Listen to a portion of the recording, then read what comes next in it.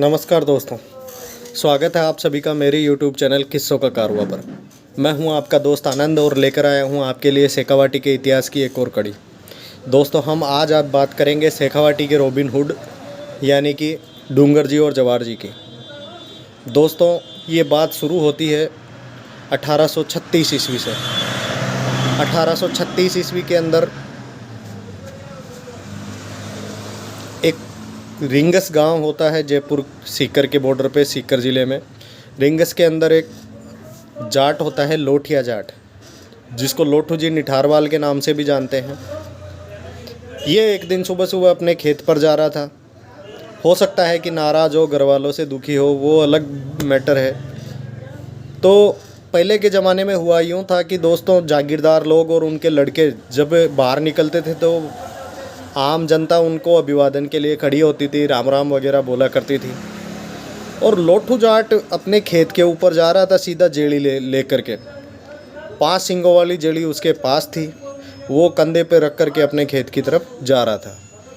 जब लोठू जाट आगे जा रहा था तो पहले जागीरदार राजा या उसका बेटा इधर से निकला करते थे तो उनके लिए रास्ता छोड़ करके साइड में खड़े हो जाया करते थे और जी हुजूरी में राम राम या कुछ भी ऐसे अभिवादन सूचक शब्द बोला करते थे।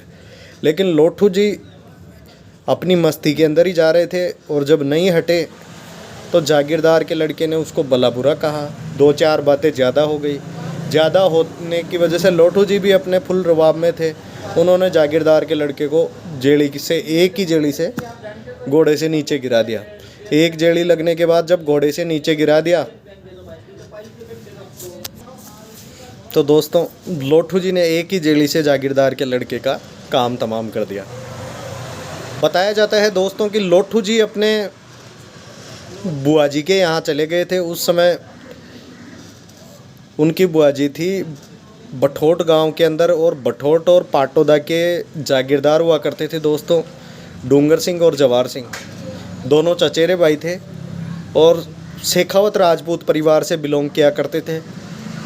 और हुआ यूँ कि डूंगर जी और जवार जी की रॉबिन हुड इसलिए कहा गया है क्योंकि वो अमीरों को लूटते तो थे लेकिन उस धन को वो गरीबों में बांट दिया करते थे, इसलिए उनको रॉबिन हुड कहा गया।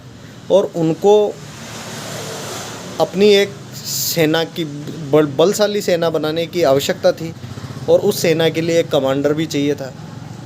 और उनका काम था धाड़े मारने का। धाड़े मारने का मतलब होता है कि किसी के काफिले या कारवे को लूटना, किसी बड़े रईस सेठ बनिए आदि को लूट करके गरीबों में उस धन को बांट देना। ऐसा काम डूंगर जी जवार जी जो बठोट पाटोदा के जागीरदार थे वो किया करते थे। अब हुआ यूँ था कि दोस्तों राजस्थान के अंदर अमेरिकन सांड लाने का श्रेय भी डूंगर जी और जवार जी को जाता है। वो 4 सांड उस ज़माने में बताया जाता है कि डूंगर जी और जवार जी लेकर आए थे।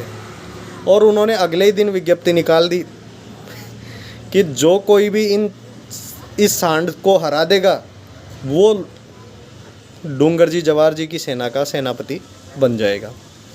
और जब उसकी बुआ जी को पता चला, लोठू जाट की बुआ जी को पता चला, तो उसने बताया। कुछ लोग रिश्ते में बुआ बताते हैं, कुछ बहन बताते हैं, कुछ किताबों के अंदर संशय है, लेकिन रिश्तेदारी लोठू जाट की बठोट पाटोदा में थी। तो उसकी बुआ आकर के बताती है कि ऐसा ऐसा हो गया और एक सेनापति के लिए वैकेंसी निकली हुई है और लोठू जी उसके अंदर भाग्य आजमा सकते हैं।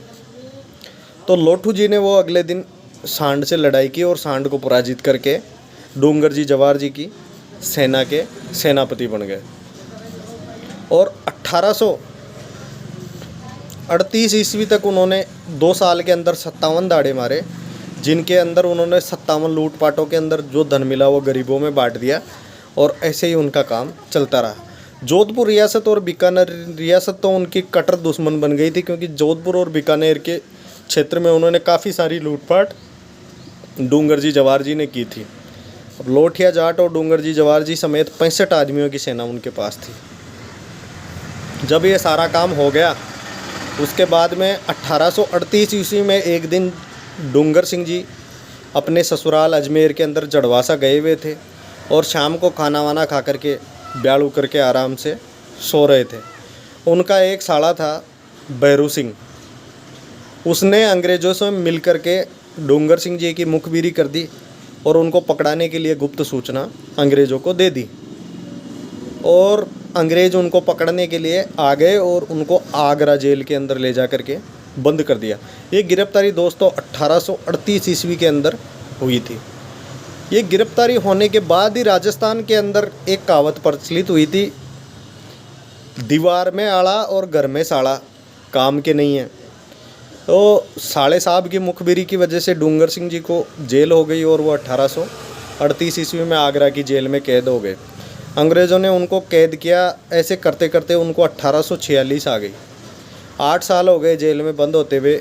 एक दिन ऐसे ही होली का समय था, मार्च का महीना था, और लोटिया जाट, जवार सिंह जी, ये बाकी सेना जो भी थी मंडली, वो दोस्तों होली की चंग थाप वगैरह खेल रहे, धमाल गा रहे। शेखावाटी के अंदर धमाल बड़ी तगड़ी होती थी। तो डूंगर सिंह जी की पत्नी आकर के बोली लोटिया जाट को, रे लोटू तूने जाटनी के दूध को लजा दिया, तेरे भाई जेल में, यार तुम लोग यहाँ मस्त एंजॉय कर रहे हो, गा रहे हो, नाच रहे हो, धमाल गा रहे हो। ये बात और भी दो चार बात हो गई। वो बात लोठू जी को चुभ गई। लोठू जी ये लंबे 7-8 फुट कद के जवान थे और लोठू जी को ये बात चुभ गई। तो लोठू जी ने अगले ही दिन अपने 65 साथियों के साथ आगरा की तरफ कूच कर गए। और साहब आगरा की तरफ कूच कर गए तो अब उनको समस्या ये कि पढ़े लिखा आदमी तो अपनी युक्ति निकाल के काम करे। वो सेलुलर जेल थी, उस जेल के आगे अत्याधुनिक टेक्नोलॉजी से युक्त सिपाही, उनके हाथ में हथियार, ये सब नियुक्त होने के बाद आगरा जेल के 500 मीटर की अवधि के अंदर भी वो नहीं जा सकते थे। पर उनमें से किसी कोई बुद्धिमान आदमी ने उनको बताया, कोई उपाय बताया और लोटिया जाट को बाबाजी बना दिया और 65 बाकी जो सेना थी वो बन गई उनकी भक्त। ऐसे करके वो आगरा जेल के सामने जा कर के डेरा डाल दिया। वो बैठे 5 मिनट नहीं हुई, उतनी देर में वहाँ के अधिकारी आकर के उनको उठाने के लिए लगे और उन्होंने बताया अंग्रेज़ों को कि हमारे ऐसा होता है, हम बारात में जा रहे थे कहीं, हमारे में से एक जने के डेथ हो गई घर पे, और अब हम नहीं जा सकते, हमारे 12 दिन जहाँ हैं वहीं पे होते हैं फिर, और ये 12 दिन तो हम आपके यहीं रहने वाले हैं।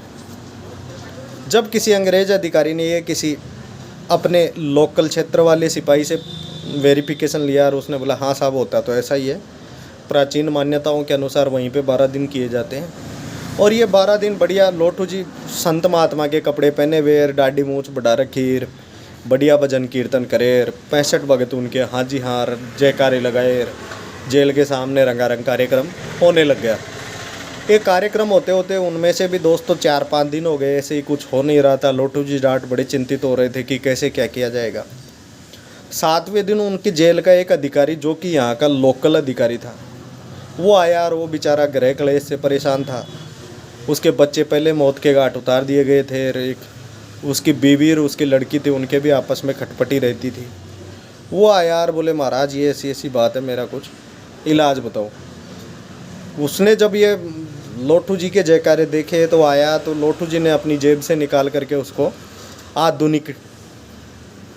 आधुनिक डेयरी मिल्क निकाल करके 2 पतासे उसके हाथ में धरे, बोले अब सब ठीक हो जाएगा बच्चा, जा। उसने हाथ जोड़ करके जेल के अंदर गया। और लोठू जी ने अगले दिन, जैसे ही वो हरी सिंह नाम का आदमी था दोस्तों, जैसे ही वो अगले दिन वापस सत्संग के अंदर आया और लोठू जी ने उसको बोल दिया कि मेरा एक भगत जेल के अंदर है। जब हरी सिंह ने बोला कि मैं आपके लिए क्या सेवा कर सकता हूँ, मेरे योग्य सेवा बताइए महाराज, हाथ जोड़ करके जैसे ही बोला, लोठू जी जाट ने तुरंत अपना प्रस्ताव रख दिया कि मेरा एक भगत जेल के अंदर है, उससे मेरे को मिलना है। बोले ऐसे करते ही हरी सिंह जी ने उसको बोला कि महाराज जेल आपकी है, आप अभी मेरे साथ चलो, आपको क्या होना, किससे मिलना, चलो। बोले और जेल के अंदर लोठू जी जाट अपने एक भगत के साथ हरी सिंह को साथ में लेकर के अंदर घुसते हैं और सब बैरक वाले को देख कर के आते हैं। और डूंगर जी की जेल के, जो डूंगर जी की सेल थी, उसके पास जा कर के उसको पूछते हैं, अरे कैसे है। पहली बार में डूंगर जी उसकी आवाज़ नहीं पहचानते हैं। दूसरी बार में जैसे ही उनके आपसी बात होती है, आवाज़ सुन करके डूंगर जी समझ जाते हैं कि ये कोई ना कोई लोटिया की चाल है। उसके बाद डूंगर जी उसको इशारों में बताते हैं, बोले मेरे को तो 8 दिन के बाद ये अंडमान लेके जा रहे हैं, काला पानी की सज़ा हो रही है और मेरे को तो पहले ही करना पड़ेगा कुछ ना कुछ, मेरे को तो दर्शन दो। ऐसे करके पूरी रेकी करके आ जाते हैं जेल की, आकर के वापस बाहर बैठ जाते हैं। और अगले दिन जब कब शिफ्ट चेंज होती है, ये सब सारे फैक्टर देख करके लोठू जी अपनी सेना के साथ अगले दिन रात में आक्रमण कर देते हैं। और जेल के ऊपर आक्रमण करने के बाद में अपने डूंगर सिंह जी को छुड़ा लिया जाता है। डूंगर सिंह जी को छुड़ा लिया जाता है, लेकिन डूंगर सिंह जी खुद अकेले आने से मना कर देते हैं, बोलते हैं पूरी जेल को आज़ाद कराना है तो। और उनके साथ जेल के अंदर बंद 376 कैदियों को पूरों को छोड़ दिया जाता है और त्राईमाम हो जाती है चारों तरफ। अंग्रेज सेना के कुछ काबू में नहीं आता और रात के समय में 376 कैदी जा कर के लोटिया जाट और डूंगर जी जवार जी की सेना में भर्ती हो जाते हैं। और बताया जाता है कि उसी रास्ते आते हुए भरतपुर की सेवर जेल के अंदर बंद 170 कैदियों को और छुड़ाया जाता है और 170 कैदी आगे आकर इनके ही अनुयायी बन जाते हैं और इनके अनुयायी बनने के बाद इनकी सेना में काफ़ी इजाफा हो जाता है। उसके बाद 1846 में ये सब होने के बाद वो नसीराबाद की छावनी को लूटते हैं। जब डूंगर जी जवार जी की सेना बढ़ जाती है तो वो नसीराबाद की छावनी को लूटते हैं। ये 1847 का वक्त था दोस्तों, 57 नहीं था, 1847 था। और नसीराबाद की छावनी के लूट में वो अत्याधुनिक हथियार लूट लेते हैं और 27,000 रुपये नकदी। और ये राजस्थान के एग्ज़ाम में प्रश्न भी आता है दोस्तों, उस नकद आय से इन्होंने क्या किया। वो 27,000 की इनकम से उन्होंने 2 मुख्य कार्य किए, जिनके अंदर उन्होंने भीलवाड़ा के अंदर धनोप माता के मंदिर का निर्माण करवाया और अजमेर और पुष्कर के बीच में सीढ़ियों का निर्माण उन्होंने करवाया। और उसके बाद में बीकानेर और जोधपुर की जो सेनाएं थी वो इनके पीछे ही गिर गई थी दोस्तों। और अंग्रेज़ सेना ने भी इनके ऊपर इनाम जारी कर रखे थे। ऐसे थे अपने लोठू जी जाट, सावता मीणा, करणिया मीणा, ये इनके प्रमुख सहायक थे।